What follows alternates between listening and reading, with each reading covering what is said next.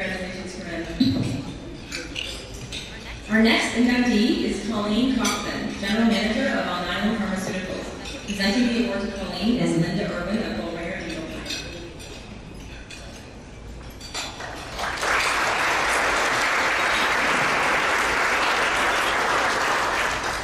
Hello, I'm Linda Urban, as Jen just mentioned, and I work with Bullrider Eagle Pack. And I'm thrilled to be here to introduce Colleen as a very well-deserved inductee today.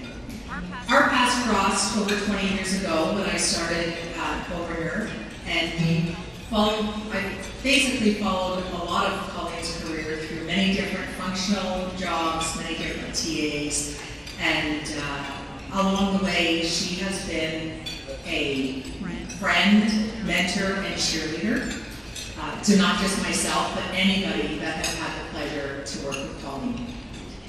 Very early on, you could see that Colleen's career path was accelerating, and it was all being driven by her. I witnessed very early on how she embraces the responsibility that comes with great ambition. In the way that teams were led, therapeutic brands were led, taking them to heights that to this day still have a lasting impact on changing the outcomes for patients across many different disease states.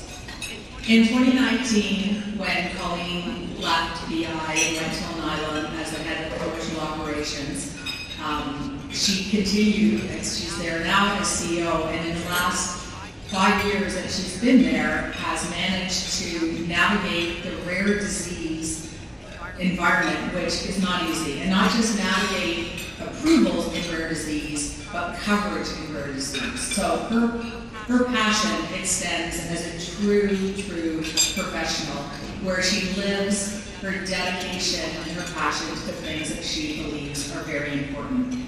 And not just in a professional manner, but also in her personal life.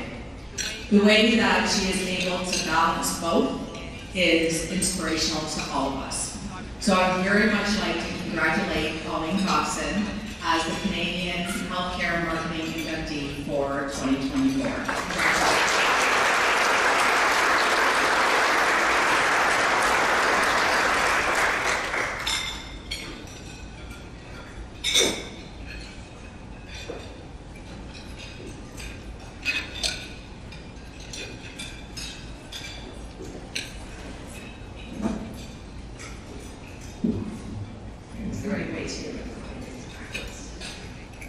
Perfect. Thank you very much, Linda. Hope so recorded that and send it to my kids, because then they'll actually be good at something. Thank you so much. And thank you to Chronicles and to Megan for putting us on, and January for such a great job. Congratulations to the other inductees. My first exposure to pharmaceutical marketing or healthcare marketing was probably as a rep, sitting in a room, not unlike this, back of the room, big hotel, conference center, and the product manager would stand at the front, and they probably would have done some sort of sing, song, and dance, trying to convince us that the latest detail aid or the behind was going to change the world with the 99 anti-maker tests that we wanted to market. There was probably some workshop role play that I play along with, and I honestly, at the time, thought, God, that was the worst job, because everyone just walks out of the room and goes back to what they always do, right? That's what I'm going to do. And I knew so much more, right? I was a 23-year-old rep. I'm never going to President's Club, just to be clear, and that's on me, because I didn't know what the marketing team was trying to get me to do. I didn't understand. So then I went into market research, and that's when my actual marketing education started. Listening to that ChatGPT this morning, that was the kind of work we tried to do. Segment position, who based on behaviors, attitudes, demographics, realizing that logo placement and headlines matter differently to different people. I learned a ton of that. I then had the opportunity to go into marketing and ultimately lead the Pradaxabrand team. And for those of you who worked in the novel oral anticoagulant space, that was the most competitive space I have ever worked in. We had 3 companies vying for the loyalty of HCPs. One company screaming, efficacy matters, safety, convenience. Doctor, this is what's most important to you. Maybe your patients. We didn't really care. We were talking to cardiologists, and we were going to tell them what was most important to them. In specialty care, when I had the opportunity to lead that group, it was very different. And I stepped into to a role that had already been set, where people actually co-created with physicians. It was amazing. It wasn't just marketing coming up with information. It was let's work with physicians for physicians. 50% of our time was actually spent on disease state education. It wasn't all about great choice. There was great choice, but we were making decisions on which patients, which way to segment the market, who we wanted, what line of therapy. It was completely different. And we also brought in the concept of the patient support program. It was really all about physicians helping patients. When I did join out my marketing career, my marketing education basically was thrown out the window and we had to start all over again. Because we were working in rare and ultra rare.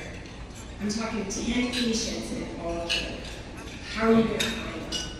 We spent 50% of our time just convincing physicians to talk to us because they might have one of these 1 in a million patients. The next 40% of our budget was spent on how to diagnose these patients, genetic testing programs, algorithms, how to build a multidisciplinary team. That's what our marketing campaigns were. And maybe 5% on the actual brand that was going to make the company any money. And that's exactly how it needs to be in rare disease. Because when you have a 9-week-old baby who's born with kidneys that are calcifying day after day, the physician needs to know how to diagnose that patient immediately. And that's what we feel that we have the opportunity to do in rare disease. So the evolution of pharmaceutical marketing has been significant. Ross talked about it this morning and how we're becoming more patient-centric. We're no longer just focused on hypertension seeding trials and hammering in message recall numbers and living and dying by those numbers. And the impact that we marketers can have today is massive. It is so different than what it was potentially 25 or 30 years ago. And honestly, within this space of compliance and data privacy, I really do feel ultimately responsible for all the patients out there in Canada. Because somehow, some way, I have had hand, just like what Colleen spoke to, whether it's helping them get, educating their physicians so they can get diagnosed, helping them get that genetic test. So, this is an amazing opportunity for all of us. So I encourage you all to really step in and lean into your role as marketers. We really do make a difference for patients every day. So I am honored to be nominated. I'm ecstatic to have been chosen by the nominating committee. So thank you everyone very much. And I'm just so glad to be chosen as one of the award winners in 2025. Thank you.